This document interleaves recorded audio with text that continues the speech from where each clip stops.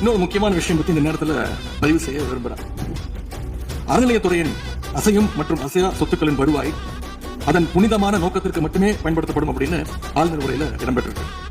இந்த கருத்தை பார்க்கும்பொழுது அறநிலையத்துறையே இருக்கக்கூடாது அப்படின்னு சொல்ற பாஜகவுடைய குரலாகத்தான் தாவேக அரசும் சொல்லுதா அப்படிங்கிற சந்தேகம் எங்களுக்கு வருது. பாஜகவும் வலதுசாரிகளும் சொல்றது இதுதான், அறநிலையத்துறை பள்ளி கல்லூரிகளை நடத்தக்கூடாது, அறநிலையத்துறை பள்ளி கல்லூரி நடத்தக்கூடாது அப்படின்னு சொல்லிட்டு இருக்காங்க. இதுக்காக வழக்கம் திறந்திருக்கிறாங்க.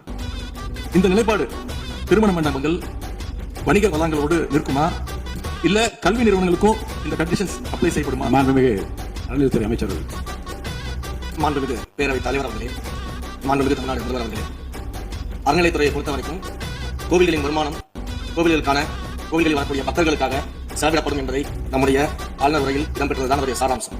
இன்னொன்று, சமீபத்தில் வெளியிடப்பட்ட திருமண மண்டபங்கள் மற்றும் வணிக வளாகங்கள், அந்த பணிகள் துவங்கப்படாத பணிகள் நிறுத்தப்பட்டது என்பது இந்த பணிகளை பொறுத்த வரைக்கும் நாம் ஆராய்ந்த வரைக்கும் அந்த கோவில்களில் பொதுமக்களுக்கு தேவையான அடிப்படை வசதிகள், பொதுமக்களுக்கு தேவையான தங்குமிட வசதிகள், பொதுமக்கள் பக்தர்கள் வரப்போது அவர்களுக்கு தேவையான அடிப்படையான கழிப்பறை வசதிகள் போன்ற இந்த வசதிகளை மேம்படுத்துவதை காட்டிலும் இவர்கள் கமர்ஷியலாக கோவில்களுக்கு திருமண மண்டபங்கள் கட்டுவதிலும் வணிக வளாகங்கள் கட்டுவதிலும் அதன் மூலமாக வருவாய் ஈட்டுவதை மட்டுமே குறிக்கோளாக வைத்துக் கொண்டு இந்த திட்டங்களை துவங்கியதன் காரணமாக மேலும் அதன் மீது பல்வேறு நீதிமன்ற வழக்குகள் ஸ்டே ஆர்டர்ஸ் இருப்பதனால நாம் அதையெல்லாம் ரத்து செய்து அறிவிச்சிருந்தோம். இதற்கு ஒரே ஒரு உதாரணமாக, எந்த அளவிற்கு கோவில்களை கமர்ஷியலாக மாற்றுவதற்கு கடந்த ஆட்சி காலத்தில் முயற்சி செய்து கொண்டிருந்தார் என்பதற்காக ஒரே ஒரு சிறிய உதாரணத்தை முடிச்சிருக்கேன்.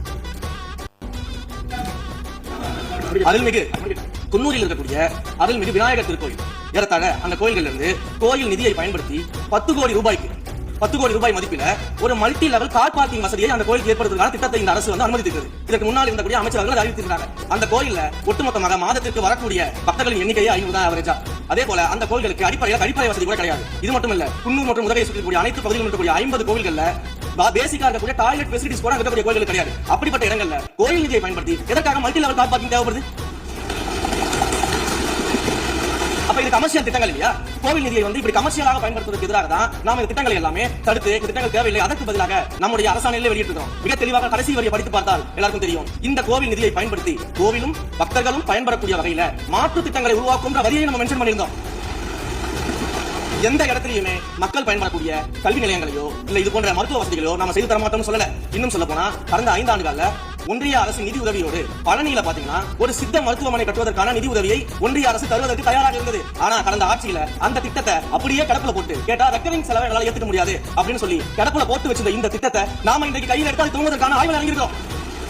அப்ப எந்த இடத்திலுமே மக்கள் பயன்பெறக்கூடிய திட்டங்களை நாம தடுக்கவும் இல்ல, நாம யாருக்கும் பி டீமாக இருந்து வேலை செய்ய வேண்டிய அவசியம் இல்ல. கோயில்களின் நிதியை ஒரு காலமும் கமர்ஷியலாக பயன்படுத்த வேண்டிய அவசியமும் மாண்புமிகு தமிழ்நாடு முதலமைச்சர் தலைமையிலான தமிழக வெற்றி கழகத்தின் ஆட்சிக்கு தேவையும் இல்லை.